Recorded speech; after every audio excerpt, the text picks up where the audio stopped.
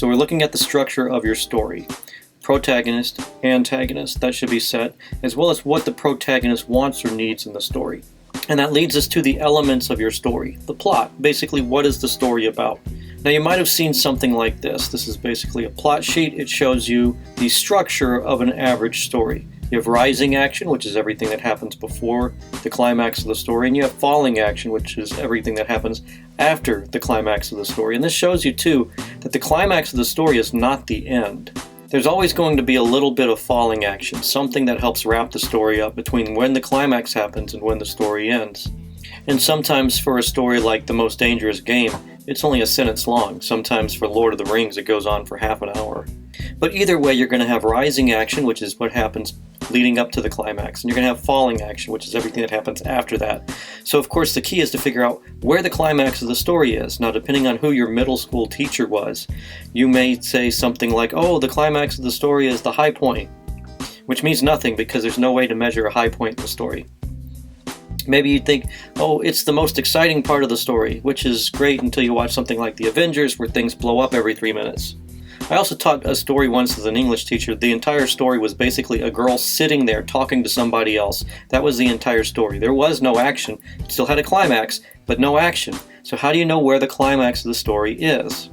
Step 1, figure out what the main character wants or needs. There's going to be one big need, one big want in every story. And sometimes it's going to be clearly spelled out, sometimes it might not be. But once you figure out what that thing is, then you look to see, when do you figure out if they get it or not? That's the climax of the story. Every single time, every single time, every single time. So a thing to remember is sometimes the character doesn't get what they want. But it's always that moment when you figure out whether or not they get it. Disney and Pixar like to have really specific, clear conflicts and really specific, clear climaxes. If Moana wants to return the heart of Te Fiti, guess what the climax is? When she returns the heart of Te Fiti. In Finding Nemo, the climax is when they find Nemo. Occasionally Pixar will throw you a curveball. Example would be Inside Out. So what does Riley want? Riley wants to get back to Minnesota because she thinks it'll make her happy.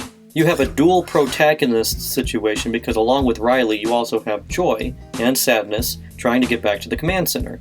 Now, why did Joy and Sadness want to get back to the command center? Because they think it'll make Riley happy.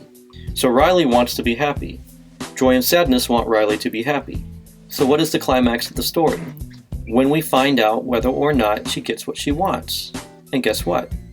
She doesn't. She's not going back to Minnesota, and she's sad. But that's okay, because there's your climax. Now in the falling action, we find out she's okay because she adapts to living in San Francisco. But this moment right here where she breaks down in tears is the climax of the story, even though she doesn't get what she wants. So that's how it works. Figure out what the main character wants or needs. And it's going to be big, and sometimes it'll be specific, and sometimes it'll be really broad. And if you're not sure, try and figure out what motivates the character, what keeps them going, what is driving them through the story. That's going to be the big want or need. And sometimes, again, it's specific and sometimes it's not. Figure out the point when they get what they want or need. That's the climax every single time. Everything after that is just falling action.